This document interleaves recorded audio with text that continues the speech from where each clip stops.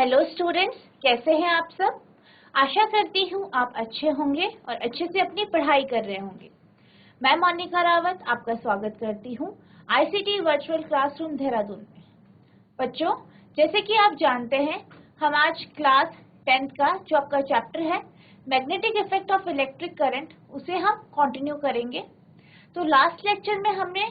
इस चैप्टर के कुछ क्वेश्चन आंसर्स देखे थे, तो हम आज उसके आगे के क्वेश्चन आंसर्स ही देखें। तो आपका पहला क्वेश्चन है state Fleming's left hand rule, यानी आपको फ्लेमिंग का जो बाएं हाथ का नियम है वो आपको बताना है कि वो क्या होता है। तो जैसे कि आप जानते हैं, आपने पढ़ा है कि इस जो ये आपका रूल है इसमें क्या होता है, आपका जो लेफ्ट हैंड होता है यानी जो आपका बायां हाथ होता है उसे आप इस तरीके से उसका अंगूठा, आपकी जो तर्जनी उंगली है वो, और जो आपका मध्यमा है, ठीक है, ये जो मिडिल फिंगर है आपकी, ये फोर फिंगर और जो आपका थंब होता है, इनको आप क्या करते हैं परपेंडिकुलरली इस तरीके से आप इस तरीके से स्ट्रेच करते हो, इस तरीके से आप रखते हो। तो जो आपका अंगूठा है वो फोर्स यानी जो बल होता है उसकी डायरेक्शन शो करता है। जो आपका ये यानी जो आपकी तर्जनी उंगली है या फोर फिंगर है वो आपका मैग्नेटिक फील्ड यानी चुंबकीय क्षेत्र की दिशा दिखाती है। और जो आपकी मध्यमा है यानी मिडिल फिंगर है वो आपकी क्या दिखाती है, करंट यानी विद्युत धारा की दिशा दिखाती है कि जो आपके करंट है उसकी डायरेक्शन क्या है। तो आप इन तीनों फिंगर्स को परपेंडिकुलरली, ठीक है, परपेंडिकुलरली इसको स्ट्रेच करते हो। तो इस तरीके से आप फ्लेमिंग लेफ्ट हैंड रूल वो लगाते हो, जिससे अगर आपको मैग्नेटिक फील्ड और करंट की डायरेक्शन पता है तो आप फोर्स यानी बल की डायरेक्शन दिखाते हो। तो जिसका आंसर है वो ये है, Fleming's left hand rule states that if we arrange our thumb, forefinger and middle finger of the left hand at 90 degree 90 angle to each, यानी जो फ्लेमिंग का जो लेफ्ट हैंड रूल है, फ्लेमिंग का जो बाएं हाथ का नियम है वो ये कहता है कि अगर हम अपने अंगूठा, जो आपका अंगूठा है फोर फिंगर यानी आपकी जो तर्जनी उंगली फोर फिंगर और मिडिल फिंगर यानी जो आपकी मध्यमा है, उन तीनों फिंगर्स को, किसकी, लेफ्ट हैंड की, इन तीनों फिंगर्स को स्ट्रेच करते हो, तीनों को आपस में 90 डिग्री के एंगल में। तो जो आपका थंब होता है, then the thumb point towards the direction of force, ठीक है, डायरेक्शन ऑफ मैग्नेटिक फोर्स, यानी जो आपका अंगूठा है यानी थंब है वो आपका मैग्नेटिक फोर्स यानी चुंबकीय बल की दिशा दिखाता है। The four finger point towards the direction of magnetic field, यानी जो आपकी फोर फिंगर होती है यानी तर्जनी उंगली जो आपकी होती है वो आपको मैग्नेटिक फील्ड यानी चुंबकीय क्षेत्र की दिशा दिखाती है। एंड द मिडिल फिंगर यानी जो आपकी मध्यमा है, ठीक है, it point towards the direction of current, ये आपकी जो विद्युत धारा है उसकी दिशा दिखाती है। यानी जो आपका अंगूठा है, थंब है, वो मैग्नेटिक फोर्स दिखाता है। फोर फिंगर जो है आपकी यानी जो आपकी तर्जनी उंगली है वो आपको मैग्नेटिक फील्ड चुंबकीय क्षेत्र की दिशा दिखाती है। और जो आपकी फिंगर है यानी जो आपकी मिडिल फिंगर है, मध्यमा है, वो आपको करंट यानी आपकी जो विद्युत धारा होती है उसकी दिशा दिखाती है।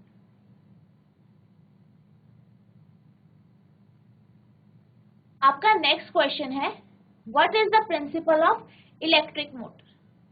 यानी जो इलेक्ट्रिक मोटर है उसका सिद्धांत क्या।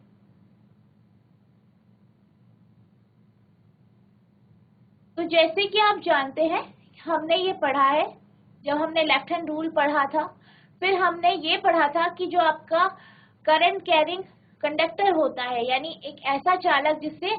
जो आपकी धारा है वो प्रवाहित हो रही है, तो वो मैग्नेटिक फील्ड प्रोड्यूस करता है। अगर हम उस कंडक्टर को किसी मैग्नेटिक फील्ड में रखें तो वो क्या एक्सपीरियंस करता है, मोशन एक्सपीरियंस करता है, यानी वो घूमता है, वो रोटेट करता है, या आप कह सकते हैं उस पर बल लगता है, उस पर फोर्स लगता है। तो the working principle of electric motor ठीक है। The working principle of electric motor is based on the magnetic effect of current, यानी जो आपका इलेक्ट्रिक मोटर होता है उस पे, ठीक है, उसका जो वर्किंग प्रिंसिपल है, उसका जो सिद्धांत है कि जिस सिद्धांत पे वो कार्य करता है वो क्या है, magnetic effect of electric current, यानी धारा का, विद्युत धारा का चुंबकीय प्रभाव, जो ये आपका प्रिंसिपल है इस पे डिपेंड करता है। किस पे डिपेंड करता है? विद्युत धारा का चुंबकीय प्रभाव। इस जो ये आपका ये जो सिद्धांत है, ये जो आपका सिद्धांत है, ये जो प्रिंसिपल है, इसके ऊपर आपका इलेक्ट्रिक मोटर काम करता है। A current carrying conductor when placed in a magnetic field experience force and rotate, यानी जब आप किसी ऐसे चालक को, ठीक है, एक चालक है जिससे करंट पास हो रही है, यानी आपकी जो धारा है वो प्रवाहित हो रही है, ऐसे चालक को जब आप मैग्नेटिक फील्ड यानी चुंबकीय क्षेत्र पे रखते हो तो उस पे क्या एक्सपीरियंस करता है? वो फोर्स एक्सपीरियंस करता है, यानी उस पे फोर्स यानी बल लगता है और वो घूम जाता है। क्या लगता है? आपका बल लगता है, ठीक है, इस वजह से उस पर बल लगता है और वो घूम जाता है यानी घूर्णन करता है। The direction of rotation of the conductor can be determined by Fleming's left hand rule, और किस दिशा में आपका जो मोटर है, इलेक्ट्रिक मोटर है, वो किस दिशा में घूमेगा, किस दिशा में वो रोटेट करेगा, घूर्णन करेगा, वो किसके ऊपर डिपेंड करता है? उसे आप किस तरीके से देख सकते हैं उस दिशा को, उस फोर्स की डायरेक्शन को? फ्लेमिंग लेफ्ट हैंड रूल से, यानी फ्लेमिंग का जो आपका बाएं हाथ का जो नियम है उससे आप इसकी यानी फोर्स की, कि फोर्स किस डायरेक्शन में लगेगा, यानी बल किस दिशा में लगेगा, ये आप निकाल सकते हो। अब आपका नेक्स्ट क्वेश्चन है, what is the role of split rings in an electric motor, यानी जो आपकी इलेक्ट्रिक मोटर होती है उसमें स्प्लिट रिंग्स होते हैं, तो उसका रोल क्या होता है, क्यों हम स्प्लिट रिंग का यूज करते हैं इलेक्ट्रिक मोटर? तो इसका आंसर है, split rings plays the role of commutator in the electric motor, यानी जो आपके स्प्लिट रिंग होते हैं वो कम्यूटेटर का रोल प्ले करते हैं, यानी कम्यूटेटर की तरह काम करते हैं। किसमें? आपके इलेक्ट्रिक मोटर में। किसमें करते हैं? इलेक्ट्रिक मोटर में ये कम्यूटेटर का काम करते हैं। The commutator reverses the direction of current flowing, यानी जो आपका कम्यूटेटर होता है, ठीक है, जो आपका कम्यूटेटर होता है वो विद्युत धारा जो आपकी करंट है उसकी दिशा को परिवर्तित करता है, उसकी दिशा को रिवर्स कर देता है, यानी उल्टा कर देता है, विपरीत दिशा में उसे फ्लो कराने में मदद करता है। Through the coil after each half rotation, यानी हर एक हाफ रोटेशन के बाद, हर एक हाफ घूर्णन के बाद, आधे घूर्णन के बाद क्या होता है, जो आपका कम्यूटेटर होता है वो करंट का जो फ्लो होता है, यानी जो आपकी धारा का जो फ्लो है, यानी जिस दिशा में वो प्रवाहित हो रही है उसकी दिशा को वो बदल देता है या रिवर्स कर देता है। Due to this reversal of current the coil continues to rotate in the same direction, यानी जब करंट, ठीक है, वो क्या करता है, वो रिवर्स हो जाती है, उसके बाद क्या होता है, तो coil continue to rotate in the same direction.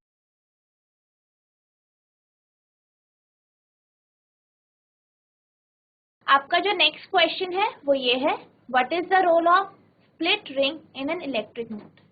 यानी जो आपका स्प्लिट रिंग होता है उसका रोल क्या होता है इलेक्ट्रिक मोटर में, यानी हम इलेक्ट्रिक मोटर में स्प्लिट रिंग को क्यों यूज करते हैं या उसका प्रयोग क्यों करते हैं? तो इसका जो आंसर है वो ये है, split ring plays the role of a commutator in the electric motor, यानी जो आपकी स्प्लिट रिंग होती है वो कम्यूटेटर का काम करता है, किसमें? आपकी इलेक्ट्रिक मोटर में। The commutator reverses the direction of the electric current flowing through the coil, यानी जो आपका कम्यूटेटर होता है वो जो आपकी करंट फ्लो होती है, ठीक है, यानी जो आपकी धारा जो प्रवाहित होती है उसकी दिशा को परिवर्तित करता है, यानी रिवर्स करता है कितने टाइम में, after half rotation of the coil, यानी हाफ रोटेशन के बाद, आधे घूर्णन के बाद, ठीक है, हाफ रोटेशन के बाद वो करंट का जो फ्लो होता है,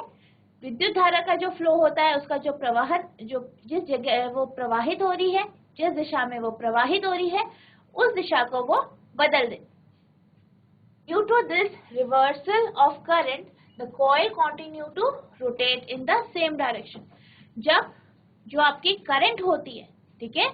वो रिवर्स हो जाती है, यानी उसकी दिशा बदल देते हैं, उसकी डायरेक्शन बदल जाती है, उसके बाद जो कॉइल होता है, ठीक है, जो कुंडली होती है, जो कॉइल होती है किसकी, आपकी इलेक्ट्रिक मोटर की,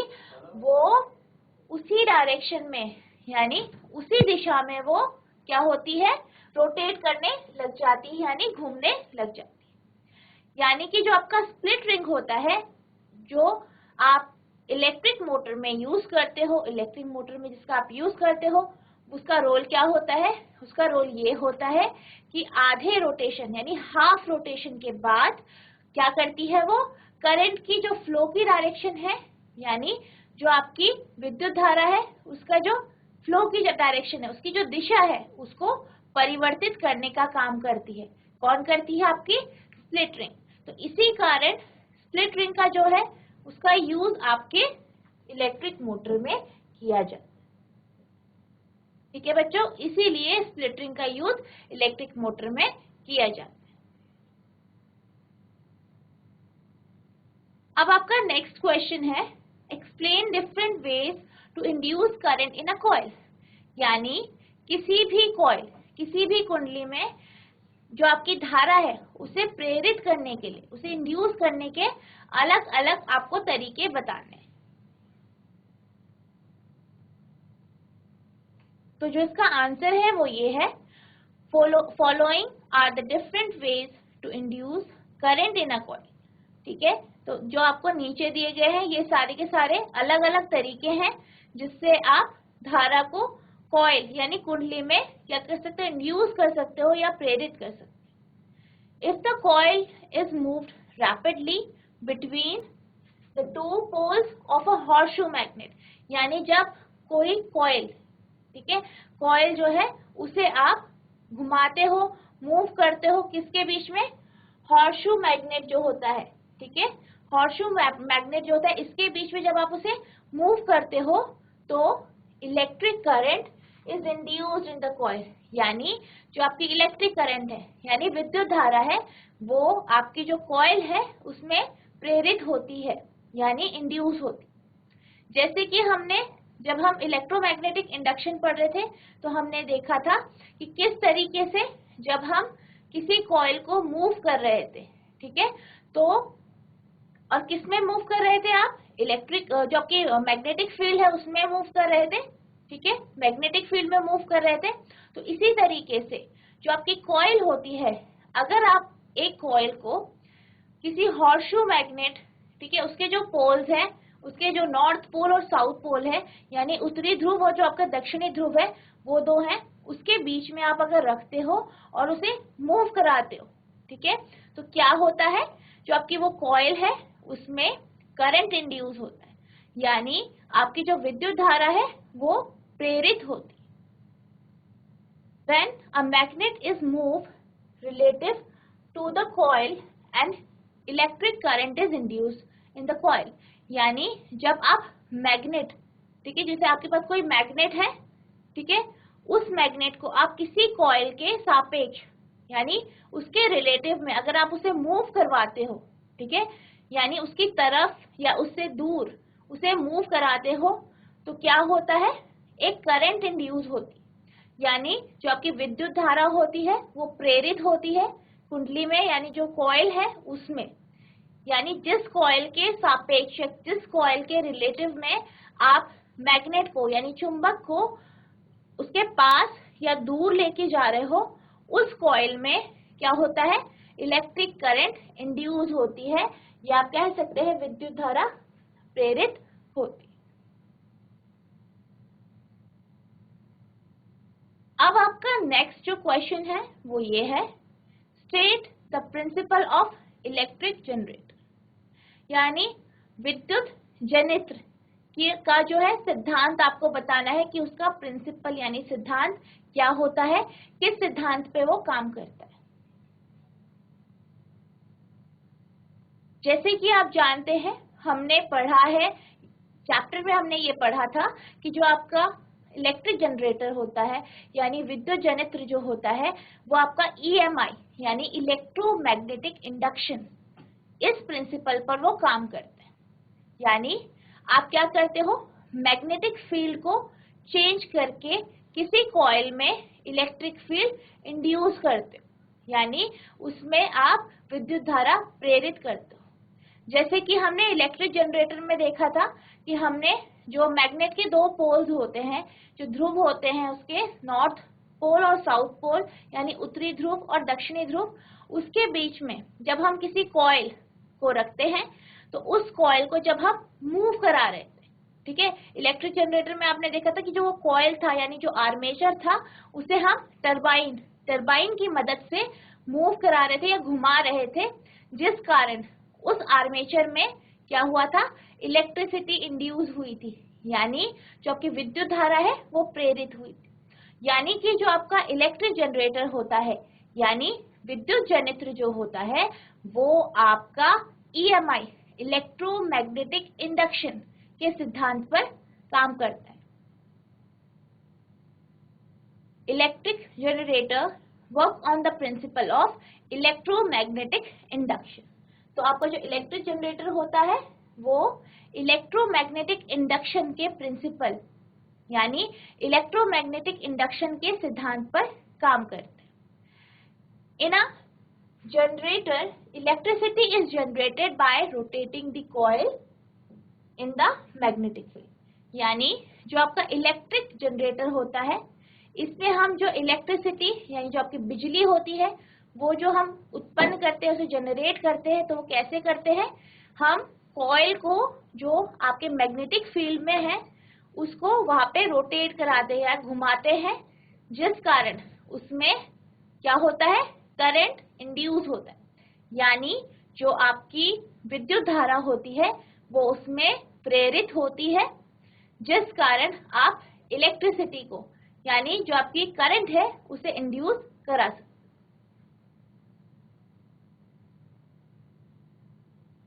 अब आपका जो नेक्स्ट क्वेश्चन है वो ये है, name some sources of direct current, यानी आपको डायरेक्ट करंट के कुछ सोर्सेज बताने हैं, यानी दृष्ट धारा की आपको कुछ सोर्सेज यानी जिनसे आपको दृष्ट धारा मिलती है उसके सोर्सेज बताने हैं।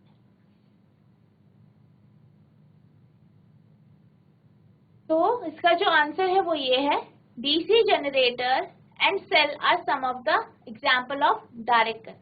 यानी डीसी जनरेटर, ठीक है, जो आपका डीसी जनरेटर होता है यानी जो आपका डायरेक्ट करंट जनरेटर है, और जो आपका सेल होता है, ठीक है, ये जो है ये एग्जाम्पल है किसके, डायरेक्ट करंट के सोर्सेज। अब आपका नेक्स्ट क्वेश्चन है, विच सोर्सेज प्रोड्यूसेस ऑल्टरनेटिंग करंट, यानी एक ऐसे कौन से सोर्सेज होते हैं, ऐसे कौन से स्रोत हैं जो स्रोत आपको ऑल्टरनेटिंग करंट यानी प्रत्यावर्ती धारा आपको देते हैं या प्रत्यावर्ती धारा जो उत्पन्न करते हैं।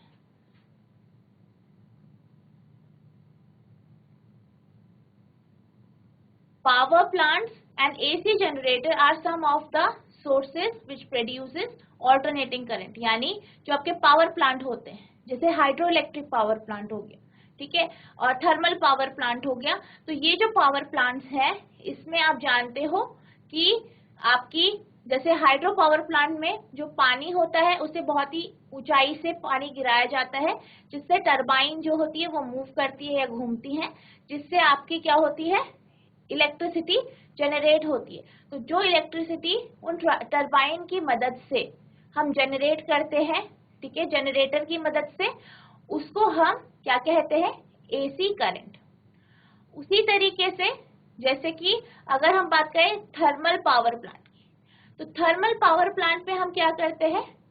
हम कोयले को जलाते हैं, ठीक है, उससे जो हमें हीट एनर्जी, जो हमें ऊष्मा मिलती है, उससे हम टरबाइन्स को मूव करवाते हैं। तो जब वो टरबाइन मूव करती है, वो जनरेटर से कनेक्ट होती है, जिससे हमें करंट मिलती है, जिसे हम क्या कहते हैं, एसी करंट या ऑल्टरनेटिंग करंट, या जिसे आप बोलते हैं प्रत्यावर्ती धारा। तो इस तरीके से आपको पावर प्लांट से एसी करंट मिलती है। दूसरा आपका एसी जनरेटर, यानी जहां से आपकी एसी यानी प्रत्यावर्ती धारा जनरेट हो रही। तो ये जो है, ये दो सोर्सेस हैं, किसके, ऐसे सोर्सेस है जहां से आपको ऑल्टरनेटिंग करंट आप उत्पन्न करते। अब आपका नेक्स्ट क्वेश्चन है, चूज द करेक्ट ऑप्शन, यानी आपको सही जो ऑप्शन है, सही विकल्प है, उसे चुनना है। A rectangular coil of copper wire is rotated in a magnetic field, यानी आपकी एक रेक्टेंगुलर कॉइल जो कि कॉपर की बनी है, ये तांबे की बनी है, और उसे मैग्नेटिक फील्ड यानी चुंबकीय क्षेत्र में घुमाया गया। The direction of the induced current changes once in each, और जो आपका करंट है, देखिए जो आपका करंट है, आप जानते हैं, हमने पढ़ा है, हमने ये पढ़ा है कि जो आपका करंट है, वो अगर आपको करंट को इंड्यूस कराना है, यानी करंट जो आपको विद्युत धारा है उसे प्रेरित करानी है किसी भी कॉइल में, तो आप उस कॉइल को चुंबकीय क्षेत्र में क्या करते हो, मैग्नेटिक फील्ड में आप उसे रोटेट कराते हो या घुमाते हो, जिससे क्या होता है, करंट इंड्यूस होता है आपकी कॉइल में। तो हमें ये बताना है, the direction of the induce current changes once in each, यानी जो इंड्यूस करंट है, यानी जो प्रेरित धारा है, उसकी दिशा बदलती है। पहला आपका ऑप्शन है 2 रेवोल्यूशन, यानी 2 रेवोल्यूशन के बाद। दूसरा आपका ऑप्शन है 1 रेवोल्यूशन, यानी 1 रेवोल्यूशन के बाद। तीसरा आपका ऑप्शन है हाफ रेवोल्यूशन, यानी आधे रेवोल्यूशन के बाद, यानी आधे घूर्णन के बाद। डी आपका ऑप्शन है 1/4 रेवोल्यूशन, यानी 1/4 घूर्णन के बाद या रेवोल्यूशन के बाद। तो जैसे कि हमने पढ़ा है, ठीक है, हमने कॉन्सेप्ट जो हमने पढ़े हैं, हमने इलेक्ट्रिक मोटर का कॉन्सेप्ट पढ़ा है, हमने आपका इलेक्ट्रिक जनरेटर का कॉन्सेप्ट पढ़ा है, विद्युत जनरेटर का जो कॉन्सेप्ट पढ़ा था, उसमें हमने देखा था कि जब हम करंट की डायरेक्शन को चेंज करवा रहे थे, तो कितने टाइम के बाद वो चेंज हो रही थी, आधा घूमने के बाद, या फिर हाफ रोटेशन के, या फिर आधे घूर्णन के बाद उसकी जो करंट जो है, उसकी जो दिशा है वो बदल रही थी। तो जो आपका ये क्वेश्चन है, इसका जो आंसर होगा वो ऑप्शन सी होगा, यानी हाफ रोटेशन। तो इसका जो आंसर है वो क्या है आपका, सी, half rotation.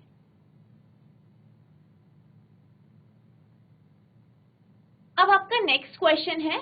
Name 2 safety measures commonly used in electric circuit and appliances, यानी आपको 2 ऐसे सेफ्टी मेजर्स बताने हैं, ठीक है, ऐसे मेजर्स बताने हैं जिससे आप सेफ्टी मतलब सेफ रह सके, सुरक्षित कर सके खुद को, ठीक है। Commonly use in electrical circuits, यानी जो आपके इलेक्ट्रिक सर्किट्स हैं, यानी विद्युत परिपथ है उसमें, और जो उसके अप्लायंसेस होते हैं उसमें जो आप यूज कर सकते हैं। तो इसका सोल्यूशन जो है वो ये है, the safety measures commonly used in electric circuit are as follow. जो आपके सेफ्टी मेजर्स हैं वो कुछ इस तरीके से हैं। पहला आपका फ्यूज है, fuse, each circuit should be connected to a fuse because a fuse prevent the flow of excessive current through the circuit, यानी जो आपका हर एक सर्किट है, हर एक जो परिपथ है, उसको फ्यूज से कनेक्ट करना चाहिए, क्योंकि जब उस सर्किट से या उस परिपथ से जब ज्यादा धारा प्रवाहित होती है, यानी एक्सेसिव करंट जो उससे फ्लो करती है या प्रवाहित होती है, तो ये क्या करता है, इससे इसको बचाता है, ठीक है, इससे इसको बचाता है, किसको बचाता है, आपका सर्किट को। जो आपकी सर्किट है उससे ज्यादा जो आपकी धारा है उसको प्रवाहित होने से, फ्लो करने से बचाता। When the current in the circuit exceeds the maximum limit, यानी जब जो आपकी एक्सेसिव करंट है, ठीक है, जो आपके सर्किट में जो करंट जा रही है वो अपनी लिमिट से ज्यादा प्रवाहित होती है, तो जो फ्यूज का एलिमेंट होता है, यानी जिस धातु का फ्यूज बना होता है वो क्या हो जाता है, वो मेल्ट हो जाता है, यानी गल जाता है, ठीक है, वो पिघल जाता है, जो आपका फ्यूज होता है वो पिघल जाता है। To stop the flow of current protecting the appliances connected to the circuit. तो जब वो पिघल जाता है तो क्या होता है, जो सर्किट है वो टूट जाता है, जिस कारण जो करंट है वो फ्लो नहीं कर पाता। तो यानी जब हम फ्यूज का जो यूज करते हैं हमारे इलेक्ट्रिकल अप्लायंसेस में, उसमें एक तरीके की धातु होती है जो कि तब पिघलती है जब ज्यादा करंट उससे फ्लो होती है, यानी ज्यादा जो विद्युत धारा है वो उससे प्रवाहित होती है, जिससे वो क्या होता है, वो धातु पिघल जाती है और जो आपका सर्किट होता है, यानी जो आपका परिपथ है वो टूट जाता है, उससे करंट फ्लो नहीं हो पाता और जो आपका अप्लायंसेस है, जो आपका इलेक्ट्रिकल अप्लायंस है वो बच जाता है। दूसरा आपका अर्थिंग है। Earthing protects the user from electric shocks, यानी जो आपकी अर्थिंग होती है उससे क्या होता है, जो आपका यूजर है वो इलेक्ट्रिक शॉक से बचता है। कैसे बचता है, जैसे कि आप जानते हो अर्थिंग एक वायर है जिसपे आप मेटल का कोई डिस्क या रॉड उसको लगा के आप धरती के अंदर या पृथ्वी के अंदर उसे दबा देते हो, ताकि कोई भी एक्सेसिव या ज्यादा करंट अगर फ्लो हो या कुछ भी करंट का लीकेज हो, धारा का जो लीकेज हो, तो वो जो धारा है, वो करंट है, वो पृथ्वी में चली जाए या धरती में या ग्राउंड में अंदर चली जाए, ताकि जो हमारे अप्लायंसेस हैं वो खराब ना हो, वो फूक ना जाए। Earthing protects the user from electric shocks.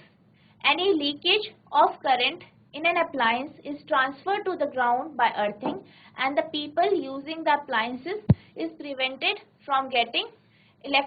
electrocuted. यानी जब हम अर्थिंग करते हैं तो अर्थिंग क्या करता है, हमें इलेक्ट्रिक शॉक से, ठीक है, बिजली के झटकों से बचाता है। किस तरीके से, अगर किसी भी तरीके की जो करंट है, ठीक है, धारा है, उसकी अगर लीकेज होती है तो उसकी जो लीकेज है वो धरती या पृथ्वी तक आपकी अर्थिंग के थ्रू पहुंचा दी जाती है, ताकि जो आपका अप्लायंस है वो बच जाए और हमें इलेक्ट्रिक शॉक ना लगे। इस तरीके से हम जो आपकी अर्थिंग है और जो आपका फ्यूज है, इन दोनों की मदद से हम जो करंट के जो शॉक्स हैं या एक्सेस जो करंट फ्लो होती है, यानी ज्यादा जो बिजली जो है प्रवाहित होती है, एक्सेस करंट फ्लो होती है, उससे हम बच सकते हैं और करंट से खुद को बचा सकते हैं।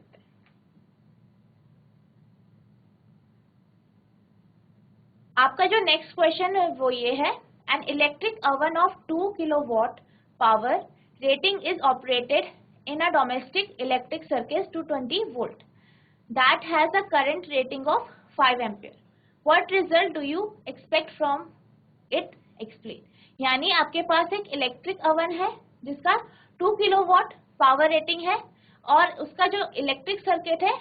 आप जानते हैं 220 वोल्ट पे काम करता है, जो आपका डोमेस्टिक इलेक्ट्रिक सर्किट होता है, और उसकी आपको लिमिट दी गई है। तो हमें बताना है कि आखिर रिजल्ट क्या हो।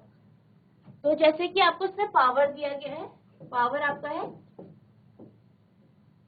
2000 वोल्ट और आपको वोल्टेज V दिया है 220 वोल्ट। तो अगर हमें इससे करंट निकालना है तो करंट जो होगा वो आपका बराबर होगा P, यानी 2000 अपॉन 220 यानी P अपॉन V। तो जब आप इसे सॉल्व करोगे तो आपके पास आएगा 9.09 एम्पियर, यानी जो ये आपका इलेक्ट्रिक ओवन है इससे 9.09 एम्पियर का करंट फ्लो करेगा। और आप देख सकते हैं कि अगर हम करंट की रेटिंग देखें, ठीक है, जो आपकी करंट की रेटिंग है वो 5 एम्पियर है, यानी जो करंट इससे फ्लो होगा वो ज्यादा है, 5 एम्पियर से ज्यादा है, 9.09 09 एम्पियर। तो यानी कि जो आपका इलेक्ट्रिक ओवन है वो 9.09 एम्पियर पर काम करेगा, which exceeds the safe limit of circuit, यानी जिसने सर्किट की जो सेफ लिमिट है उससे एक्सीड कर दिया है, जिस कारण आपका फ्यूज मेल्ट होगा और आपका सर्किट टूट जाएगा। तो बच्चों आशा करती हूँ जो मैंने आपको आज क्वेश्चंस आज समझाए वो आपको समझ में आए होंगे और आप इसको घर में पढ़ेंगे, लर्न करेंगे और जो उसके आगे के क्वेश्चंस है वो आप होमवर्क से करके आएंगे। तो बच्चों आज के लिए बस इतना ही। अब मिलते हैं नेक्स्ट सेशन में, तब तक के लिए thank you and have a nice day.